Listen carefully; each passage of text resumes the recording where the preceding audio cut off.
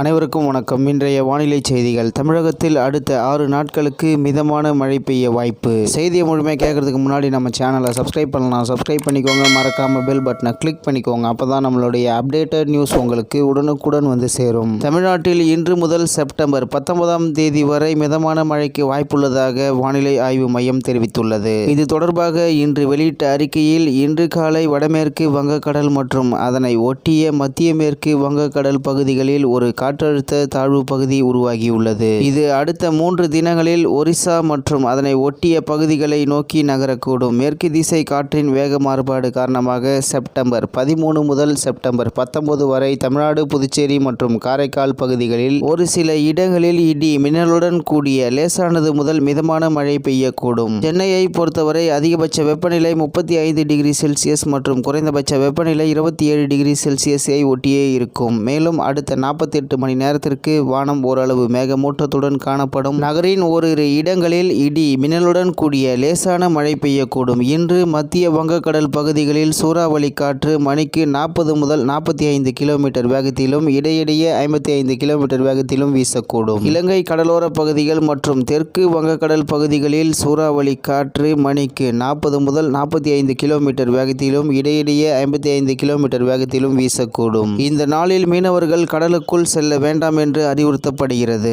இவ்வாறு அதில் தெரிவிக்கப்பட்டுள்ளது. மேலும் தமிழ்நாட்டில் இன்று முதல் செப்டம்பர் 19ஆம் தேதி வரை மிதமான மழைக்கு வாய்ப்புள்ளதாக வானிலை ஆய்வு மையம் தெரிவித்துள்ளது. மேலும் மேற்கு திசை காற்றின் வேக மாறுபாடு காரணமாக செப்டம்பர் 13 முதல் செப்டம்பர் 19ஆம் தேதி வரை தமிழ்நாடு, புதுச்சேரி மற்றும் காரைக்கால் பகுதிகளில் ஒரு சில இடங்களில் இடி மின்னலுடன் கூடிய லேசானது முதல் மிதமான மழை பெய்யக்கூடும் என்று சென்னை வானிலை ஆய்வு மையம் தகவல் தெரிவித்துள்ளது என்பது குறிப்பிடத்தக்கது. இத்துடன் இன்றைய வானிலை செய்திகள் நிறைவு பெறுகிறது. நன்றி, வணக்கம்.